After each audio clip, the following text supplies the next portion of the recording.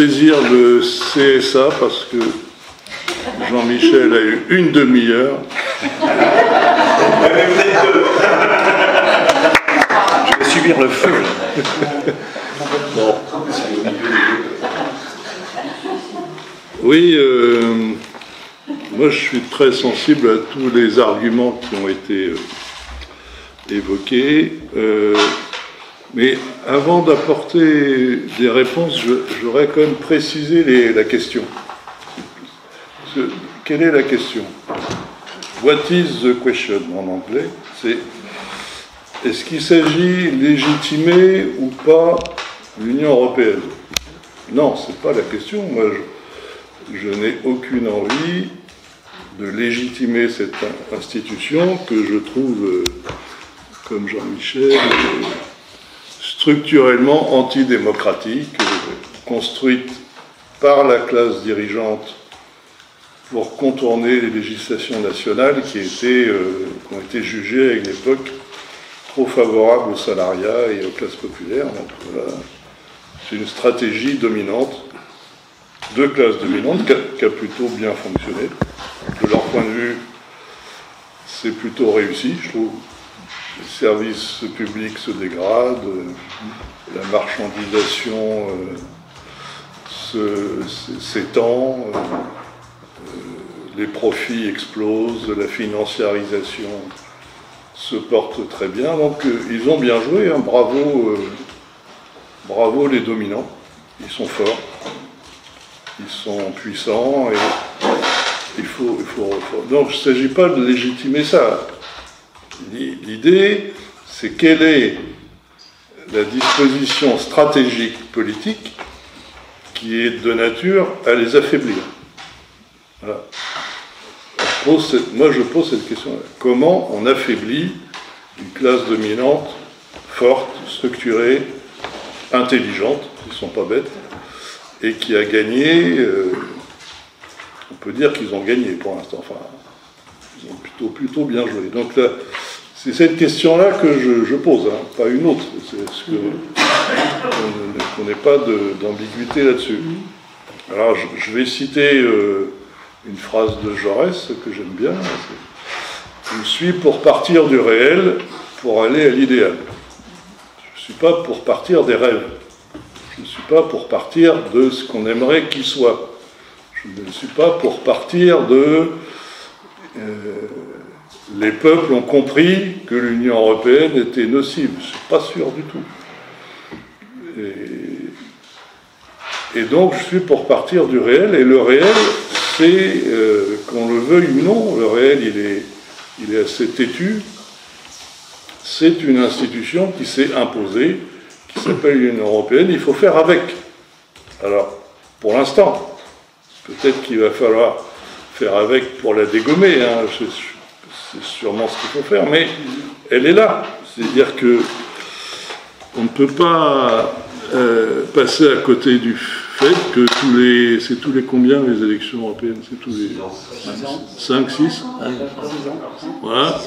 Il y a un grand battage médiatique, voilà, tous les grands médias qui disent qu'il va y avoir un grand acte démocratique à l'échelle européenne, et on nous fait le coup de la paix, le coup de... on est tous frères, on s'aime tous, on s'embrasse. Bon, c'est du réel, ça se passe comme ça. Et comme l'ordre médiatique est aux mains de la classe dominante, eh bien, pendant X semaines, on est bercé par ce discours-là. Donc, c'est donc uniquement un problème stratégique. Je ne sais pas si certains ici ont joué au Go. Vous savez, ce jeu de stratégie. Ouais, voilà, on pose des pièces et on délimite des territoires. C'est un jeu stratégique pur, c'est que de la stratégie. Eh bien, il y a deux aspects, j'ai un peu joué, hein, mais en Asie, il y a des professionnels, hein, c'est comme les échecs, il y a des jeux aux règles extrêmement simples, mais aux combinaisons extrêmement complexes. Il y a, d'abord, on installe des rapports de force, des espèces de murs qui délimitent des territoires, et puis il y a une attaque qui est particulièrement sévère, c'est de poser une pierre en territoire ennemi, à l'intérieur. Parce que là, ça a beaucoup d'effets, mais surtout que ça a un effet chez l'adversaire de mobiliser ses forces pour éviter qu'on puisse survivre à l'intérieur. Et ça, c'est une stratégie que je pense, je suis même sûr, qui a été utilisée dans des conflits militaires, notamment au Vietnam. Les Vietnamiens du Nord utilisaient les techniques du Go d'un point de vue de stratégie militaire. Donc, on s'infiltre, on va à l'intérieur, on parasite le fonctionnement pour affaiblir l'adversaire. Et ce qu'on peut peut-être préconiser, mais je sais, encore une fois, c'est pas un dogme, c'est pas une religion, c'est que une institution comme celle de l'Union européenne, il faut la parasiter. Elle est dedans pour entraîner une certaine forme de dysfonctionnement et même pour l'utiliser comme caisse de résonance pour aller à l'opposé même de son projet. Alors, Jean-Michel, qui connaissait toutes mes armes, les a dégommées les unes après les autres. Critique. Je vais essayer de faire une contre-offensive stratégique. Nigel Farage. Bon, Nigel Farage, quand même, on a dit qu'il a acquis sa popularité par des émissions de télé qu'il présentait. Mais il a quand même acquis, oui c'est ça, au sein du Parlement européen, une popularité qu'il a traduit après pour prendre l'énergie de l'ennemi, un peu comme au judo, pour s'en servir pour le renverser. Et c'est à partir de sa popularité qu'il a pu peser suffisamment auprès de Cameron pour exiger un référendum sur la sortie. Ça s'est quand même passé comme ça. Alors, ça aurait peut-être pu se passer sans ça, mais factuellement, il a utilisé une certaine énergie, une certaine polarisation médiatique sur le Parlement européen pour amener la tenue du référendum avec l'issue que vous connaissez. Il y a une arme que tu n'as pas, heureusement pour moi, complètement désamorcée, c'est celle de la puissance très relative du boycott au Venezuela. Parce que lorsque Maduro prend la suite de Chavez, on est en 2013, il attire une haine extrêmement radicale de la classe dominante du Venezuela, qui va prendre comme arme pendant plusieurs campagnes le boycott. Et ça va être le point culminant. Alors, il boycotte les législatives, puis il boycotte l'élection d'une assemblée constituante. La classe dominante boycotte les élections municipales. Et en 2018, point culminant, en fait, c'est encore... décembre 2020, pardon, 2020, c'est le point culminant, un boycott des élections législatives au Venezuela qui voit l'abstention atteindre près de 70%. Donc, très puissant comme boycott. Eh bien, ça n'a pas fonctionné. Ça n'a pas fonctionné puisque les élections suivantes, la population va accorder du crédit de nouveau au vote et réélit Maduro de manière assez nette. Ça a été au point tel que, rappelez-vous, que Guaido s'est même autoproclamé président du Venezuela. Donc, fort du boycott, il a dit « Ce pouvoir est complètement discrédité, c'est moi qui suis chef », tout de suite reconnu et admiré par l'Union européenne, et en particulier par Macron, qui a vu dans Guaido le sauveur du Venezuela. Il s'est avéré après qu'il avait parti avec les narcotrafiquants, enfin que c'était vraiment une vermine pas possible. Bon, alors sur Lénine, moi j'ai bien connu Lénine. Je peux vous en parler avec quand même une certaine autorité. Il a... attends, il faut quand même que je lise mes notes. il a varié sur la question de boycott avec la Douma, hein, c'est cette espèce de monarchie constitutionnelle qui arrive en 1905. Il a dit d'abord, les boycotteurs n'ont rien compris. C'est ses premières choses, parce que le boycott...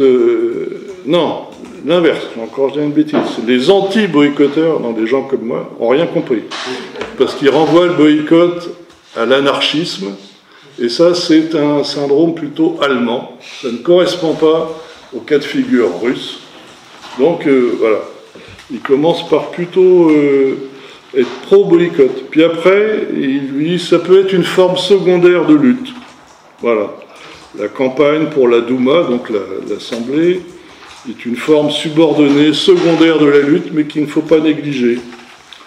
Il dit, comme tu l'as dit toi-même un peu tout à l'heure, il faut s'en méfier. C'est peut-être une façon de morceler l'insurrection. Donc, et puis après, en 1912, il confirme plutôt son point de vue. Il appelle à participer aux élections. Alors que la répression s'est accrue, alors que les conditions sociales sont encore plus dures, il dit il faut y aller. Alors je ne développe pas, je cite un tout petit passage quand même. On n'y va pas pour jouer aux réformes, ni pour défendre la Constitution, ni pour convaincre les octobristes, des espèces de réactionnaires de l'époque. Non, non, on y va pour dénoncer chaque tromperie du gouvernement, pour dissiper les préjugés monarchistes, pour préparer l'armée et des combattants conscients de la nouvelle révolution russe. Donc il utilise en quelque sorte cette institution qu'il trouve légèrement inopérante comme caisse de résonance pour son idéologie révolutionnaire. Bon, moi je ne sais pas si c'était un grand stratège, mais je pense qu'on ne peut pas évacuer la réflexion de Lénine sur la participation à une assemblée, même peu légitime. Mais on y va parce que c'est le réel. Et enfin, pour ne pas faire trop long, moi ça me désole qu'il n'y ait pas, au sein de cette institution, toute délégitimée qu'elle soit, des tenants de la République sociale. Parce que qu'est-ce que je vois là? J'ai regardé qui siège au Parlement européen. Hein, c'est du lourd. Hein. Quand même, Bardella, avec les Patriotes for Europe, là, il a 84 députés derrière lui. Alors lui, il a une belle caisse de résonance. Là. Et en plus, il y a pire. Hein, il y a Europe for Sovereign Nations. Alors là, on a tout ce que l'extrême droite la plus radicale peut avoir comme représentants. Ils sont 25 quand même. C'est quasiment presque des néo-nazis, ceux-là. Là, eux, ils ont une caisse de résonance. Ils vont s'en servir. Et il n'y a pas grand-chose en face. Moi, je trouve que c'est inquiétant. Sur le taux de participation au niveau européen, on est quand même à plus de 50. Hein. Je ne parle pas en France, hein, au niveau européen. Il y a plus de 50%. Donc, le discrédit, si je devais poser la question aussi, et les boycotteurs, quel est le bilan de votre action? Bon, je sais qu'il est récent, hein, c'est pas non plus pour être péjoratif, mais je ne vois pas d'inflexion majeure, ni auprès des militants, ni auprès de la population, pour accorder un discrédit vraiment massif sur l'institution. Alors c'est vrai que le jeu médiatique n'aide pas.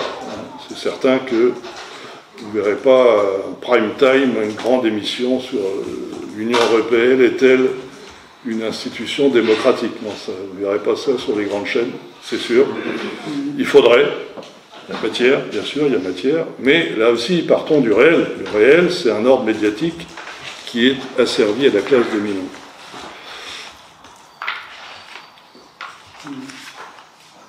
Alors j'avais tout un passage, mais qui n'a pas beaucoup d'intérêt, donc je le passe. Il y a aussi, alors je vais terminer par deux points.